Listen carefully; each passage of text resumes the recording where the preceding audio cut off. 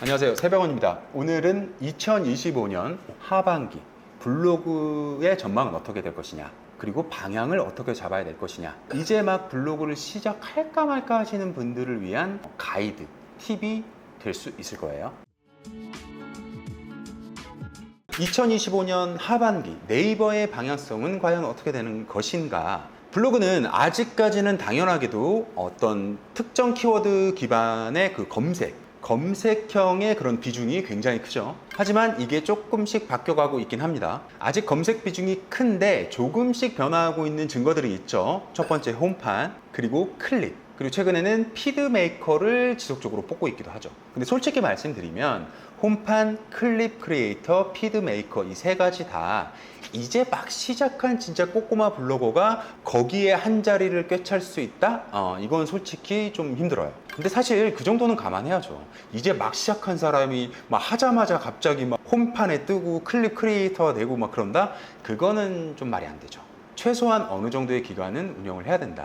하지만 중요한 건 뭐냐면 네이버의 확실한 방향성이 뭐냐, 완전한 검색형 시스템에만 의존하던 이런 높은 의존성을 가진 그런 기존의 한계를 벗어나겠다. 홈판과 클릭 크리에이터, 피드메이커 이런 굳이 검색하지 않아도 누군가한테 내 포스팅이 혹은 내 영상이 보여질 수 있게끔 하는 그런 구조를 만들겠다. 쉽게 생각하면 유튜브와 같은 구조로 점점 더 변화해 나가겠다라는 의지를 확실하게 표명을 하고 있긴 하죠.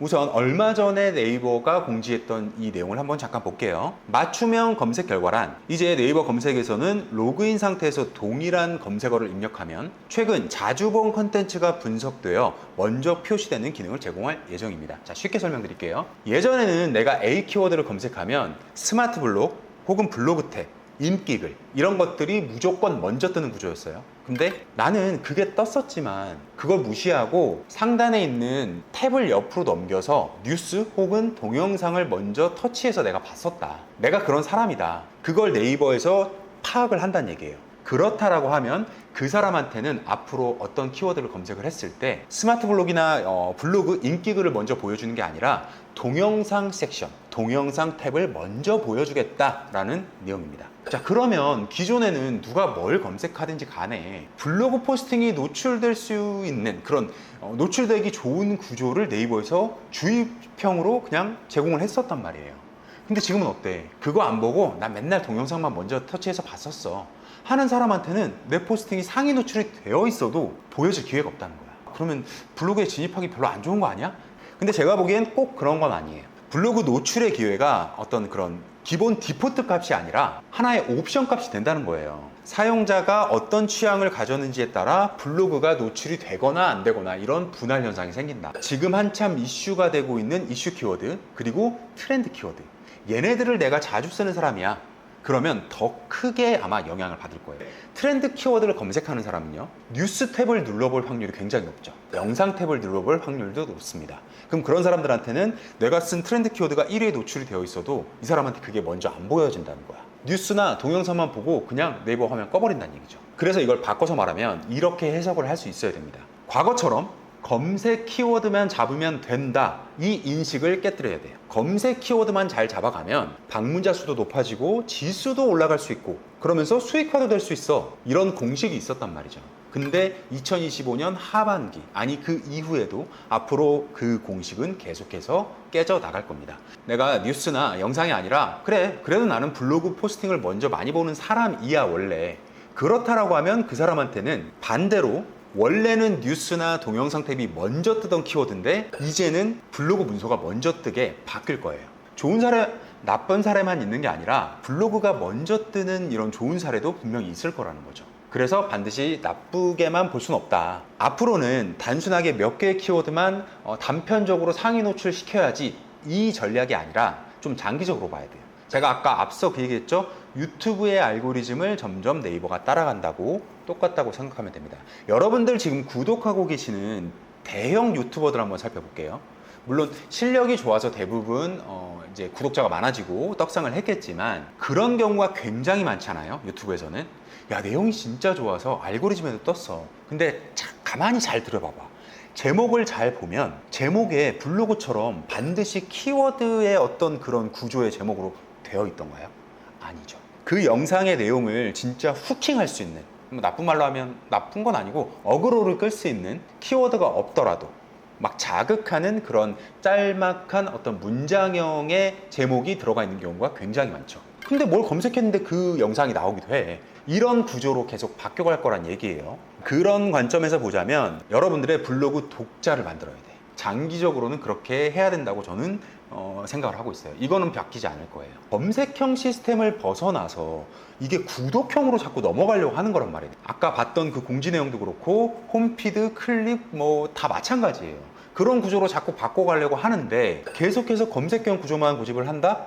도태될 수밖에 없는 겁니다. 검색형 구조 플러스 여러분들의 블로그에 고정적으로 찾아오는 독자층을 만들려는 노력, 이 두 가지가 같이 이어져야 한다. 자, 새로 시작하는 사람이라면 처음에 내가 열심히 키워드 잘 잡아서 써도 이 방문자 수 올리고 지수 올리는 건 쉽지 않잖아요. 정말 좋은 글을 써서 내 독자층을 만들려는 노력을 같이 해야 된다.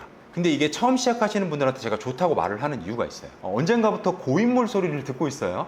저와 같은 고인물들은요, 그게 오히려 더 어려워요. 그렇게 완전히 프레임을 바꾸는 변화를 시도를 해야 되기 때문에 이게 결코 쉽지가 않습니다.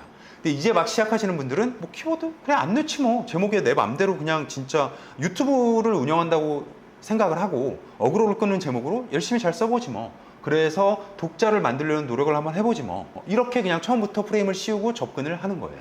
그래서 처음 시작하시는 분들이 저와 같은 고인물보다는 앞으로의 변화하는 블로그 생태계에 적응하시는데 훨씬 더 수월할 겁니다. 자, 독자층을 만들어 놨어. 몇 명 안 되는 독자들이라 할지라도 그들이 네이버에서 뭔가 다른 내용을 검색을 할 거 아니에요. 자, 검색을 했어. 그러면 그 사람의 검색 유형에서 내 블로그가 노출될 확률이 높아진다.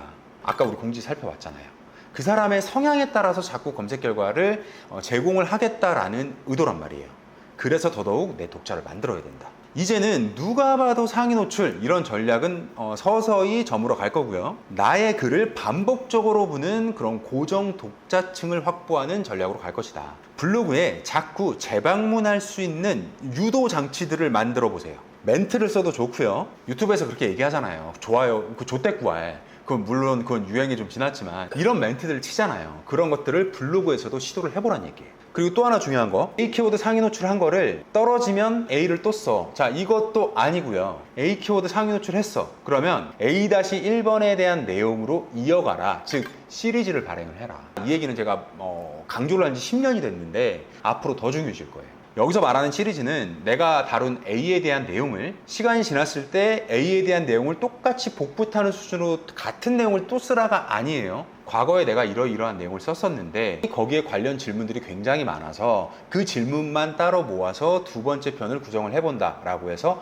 같은 주제지만 다른 내용이 들어가죠. 이런 시리즈를 말을 하는 겁니다. 여러분들 계속 보시는 유튜브 영상 한번 생각해 보세요.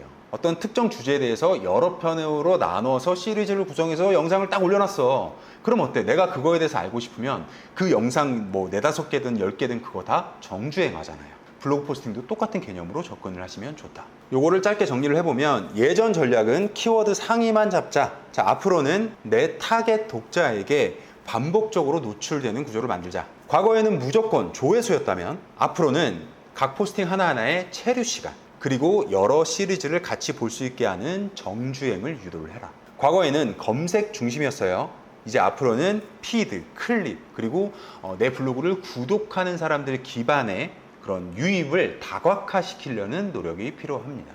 자, 그래서 2025년 하반기에 나 블로그 시작할까 말까 고민 중인데 어떡하라는 얘기야. 자, 그런 분들을 위해서 꼭 기억해야 될 전략 핵심만 뽑아서 설명드릴게요. 첫 번째, 주제 꼭 잡으셔야 돼요. 내가 관심 있는 한두 개의 주제로 어떻게 뾰족하게 시작을 해보셔라. 만약에 이게 어렵다면 처음부터 뾰족한 주제를 무조건 그거 찾아야 시작할 거야 라고 생각하지 마시고요. 약간 흐리멍텅하게 시작해보는 전략도 필요해요. 무슨 말이냐? 그냥 내 라이프 스타일과 관련된 거면 다 적는 거야. 직장이냐? 회사 주변에 맛집부터 시작을 해봐요.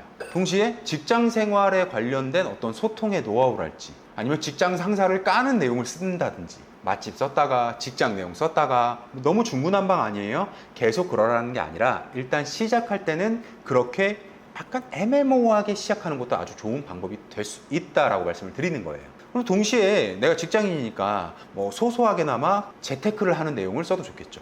그리고 직장인이면 그런 것도 있잖아. 연말정산이나 뭐 보험, 연금, 퇴직연금 뭐 이런 내용도 있고, 그렇게 내 라이프 스타일이 딱 있어. 그걸 중심으로 뻗어나갈 수 있는 다양한 이야기들, 즉 내 일상에 관한 얘기들을 다 두루두루 한번 써서 시작을 해봐라. 그리고 두 번째, 또 하나 정말 중요한 거, 처음부터 1일 1포 해야겠다. 네, 생각 접으세요. 제가 블로그 10년 했지만 10년 동안 돌이켜보면 제일 어려운 게 1일 1포입니다. 꾸준함이 가장 어려워요. 그래서 처음부터 각 잡고 다 그렇게 가겠다, 열에 9이 실패해요. 초반에는 일주일에 한 편에서 두 편만 써보겠다라고 마음 먹으세요. 그리고 한 2, 3주 정도 내가 그걸 유지를 했다. 근데 여기까지 하는 것도 사실 힘들어.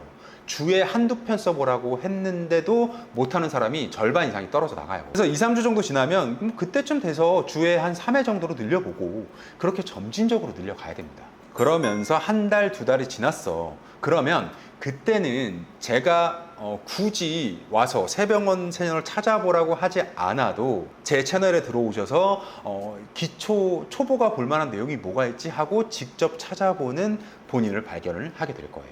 여러분, 다이어트 결심했다고 그래서 갑자기 막 나 1일 1식 할 거야, 한 달 내내 샐러드만 먹을 거야, 이렇게 결심하고 진행을 한다고 볼게요. 그거 며칠이나 가겠어? 아마 대부분 경험이 있을 거예요. 그리고 만약에 성공한다고 해도 내가 한 달 성공했네, 그 다음에 뭐야? 요요가 오잖아. 블로그도 마찬가지예요. 원래 글을 잘 쓰는 사람이 시작을 했기 때문에 잘 되는 게 아닙니다. 꾸준히 하나하나 잘 조금씩 쓰다 보니까, 그러다 보니까 잘하게 되는 거예요. 하루에 한 끼를 바꾸듯이 일주일에 한두 편 써보는 것부터 한번 시작을 해보시기 바랍니다. 오늘 내용 도움이 되셨다면 좋아요 꾹 잊지 마시고요. 지금 시작하면 가장 빠른 거 잊지 마세요, 여러분. 감사합니다.